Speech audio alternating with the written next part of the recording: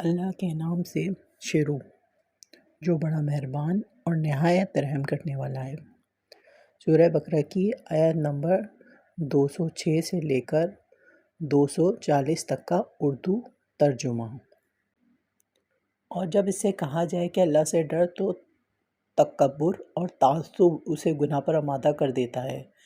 ایسے کے لیے بس جہنم ہی ہے اور یقیناً وہ بدترین جگہ ہے۔ اور بعض لوگ وہ بھی ہیں کہ اللہ تعالیٰ کی رضامندی کی طلب میں اپنی جان تک بیچ ڈالتے ہیں، اور اللہ تعالیٰ اپنے بندوں پر بڑی مہربانی کرنے والا ہے۔ ایمان والو، اسلام میں پورے داخل ہو جاؤ اور شیطان کے قدموں کی تابعداری نہ کرو، وہ تمہارا کھلا دشمن ہے۔ اگر تم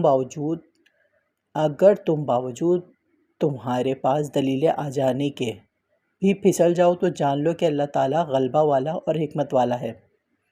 کیا لوگوں کو اس بات کا انتظار ہے کہ ان کے پاس خود اللہ تعالیٰ ابر کے سائبانوں میں آ جائے اور فرشتے بھی اور کام انتہا تک پہنچا دیا جائے؟ اللہ تعالیٰ ہی کی طرف تمام کام لوٹائے جاتے ہیں۔ بنی اسرائیل سے پوچھو تو کہ ہم نے انہیں کس قدر روشن نشانی عطا فرمائیں، اور جو شخص اللہ تعالیٰ کی نعمتوں کو اپنے پاس پہنچ جانے کے بعد بدل ڈالے، وہ جان لے کہ اللہ تعالیٰ بھی سخت عذابوں والا ہے۔ کافروں کے لیے دنیا کی زندگی خوب زینت دار کی گئی ہے، وہ ایمان والوں سے ہنسی مذاق کرتے ہیں، حالانکہ پرہیزگار لوگ قیامت کے دن ان سے اعلیٰ ہوں گے۔ اللہ تعالیٰ جسے چاہتا ہے بے حساب روزی دیتا ہے۔ دراصل لوگ ایک ہی گروہ تھے۔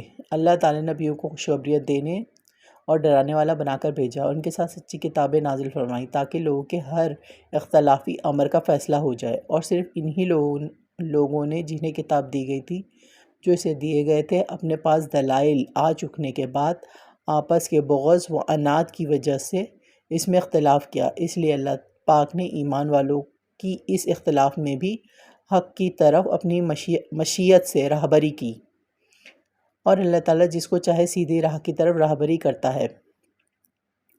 کیا تم یہ گمان کیے بیٹھے ہو کہ جنت میں چلے جاؤ گے، حالانکہ اب تک تم پر وہ حالات نہیں آئے جو تم سے اگلوں پر آئے تھے؟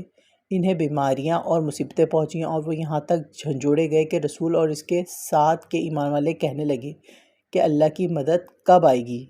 سن رکھو کہ اللہ کی مدد قریب ہی ہے۔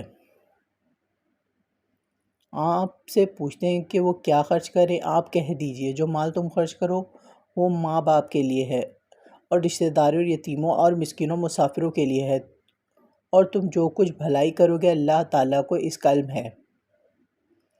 تم پر جہاد فرض کیا گیا، گو وہ تمہیں دشوار معلوم ہو۔ ممکن ہے کہ تم کسی چیز کو بری جانو اور دراصل وہی تمہارے لیے بھلی ہو، اور یہ بھی ممکن ہے کہ تم کسی چیز کو اچھی سمجھو حالانکہ وہ تمہارے لیے بری ہو۔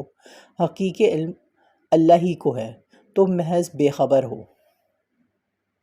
لوگ آپ سے حرمت والے مہینوں میں لڑائی کی بابت سوال کرتے ہیں۔ آپ کہہ دیجئے کہ ان میں لڑائی کرنا بڑا گناہ ہے، لیکن اللہ کی راہ سے روکنا، اس کے ساتھ کفر کرنا اور مسجد حرام سے روکنا اور وہاں کے رہنے والوں کو وہاں سے نکالنا اللہ کے نزدیک اس سے بھی بڑا گناہ ہے۔ یہ فتنہ قتل سے بھی بڑا گناہ ہے۔ یہ لوگ تم سے لڑائی بھڑائی کرتے ہی رہیں گے، یہاں تک کہ اگر ان سے ہو سکے تو تمہیں تمہارے دین سے مرتد کر دیں، اور تم میں سے جو لوگ اپنے دین سے پلٹ جائیں اور اسی کفر کی حالت میں مریں، ان کے اعمال دنیاوی اور آخروی سب غارت ہو جائیں گے۔ یہ لوگ جہنمی ہوں گے اور ہمیشہ ہمیشہ جہنم میں ہی رہیں گے۔ البتہ ایمان والے، ہجرت کرنے والے، اللہ کی راہ میں جہاد کرنے والے ہی رحمت الہی کے امیدوار ہیں۔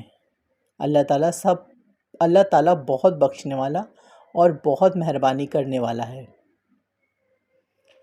لوگ آپ سے شراب اور جوئے کا مسئلہ پوچھتے ہیں، آپ کہہ دیجئے کہ ان دونوں میں بہت بڑا گناہ ہے، اور لوگوں کو اس سے دنیاوی فائدہ بھی ہوتا ہے، لیکن ان کا گناہ ان کے نفع سے بہت زیادہ ہے۔ آپ سے بھی دریافت کرتے ہیں کہ کیا کچھ خرچ کریں، تو آپ کہہ دیجئے حاجت سے زیادہ چیز اللہ تعالیٰ اسی طرح اپنے احکام صاف صاف تمہارے لیے بیان فرما رہا ہے تاکہ تم سوچ سمجھ سکو۔ دنیا اور آخرت کے امور اور تجھ سے یتیموں کے بارے میں بھی سوال کرتے ہیں، آپ کہہ دیجئے کہ ان کی خیر خواہی بہتر ہے۔ تم اگر ان کا مال اپنے مال میں ملا بھی لو تو وہ تمہارے بھائی ہیں۔ بد نیت اور نیک نیت ہر ایک کو اللہ خوب جانتا ہے، اور اگر اللہ چاہتا تو تمہیں مشقت میں ڈال دیتا۔ یقیناً اللہ تعالیٰ غلبہ والا اور حکمت والا ہے۔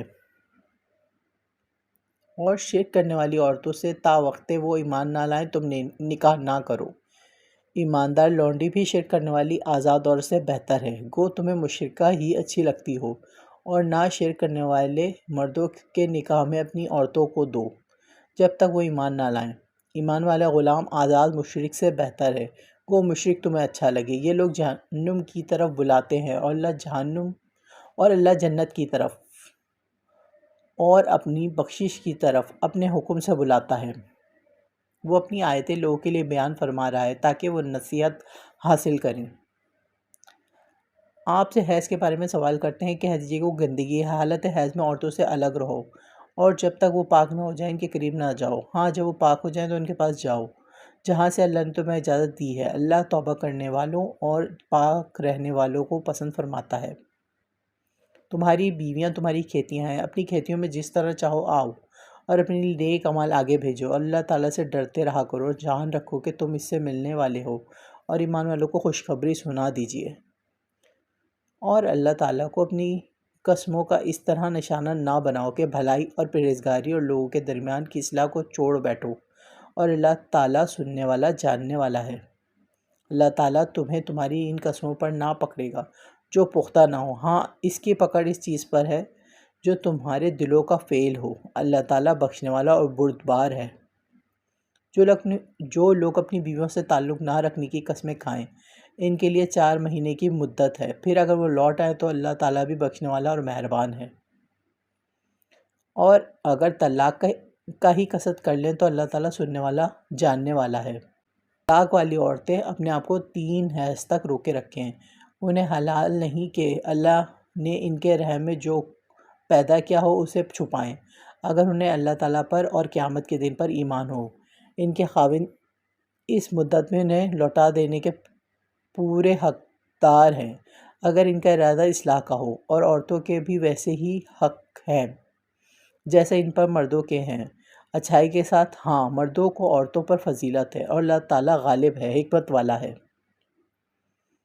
یہ طلاقیں 2 مرتبہ ہیں، پھر یا تو اچھائی سے روکنا یا عمدگی کے ساتھ چھوڑ دینا ہے، اور تمہیں حلال نہیں کہ تم نے انہیں جو دے دیا ہے اس میں سے جو کچھ بھی لو۔ ہاں یہ اور بات ہے کہ دونوں کو اللہ کی حدیں قائم نہ رکھ سکنے کا خوف ہو، اس لیے اگر تمہیں ڈر ہو کہ دونوں اللہ کی حدیں قائم نہ رکھ سکیں گے تو عورت رہائی پانے کے لیے کچھ دے ڈالے، اس میں دونوں پر گناہ نہیں، یہ اللہ کی حدود ہیں، خبردار ان سے آگے نہ بڑھنا، اور جو لوگ اللہ کی حدود سے تجاوز کر جائیں وہ ظالم ہیں۔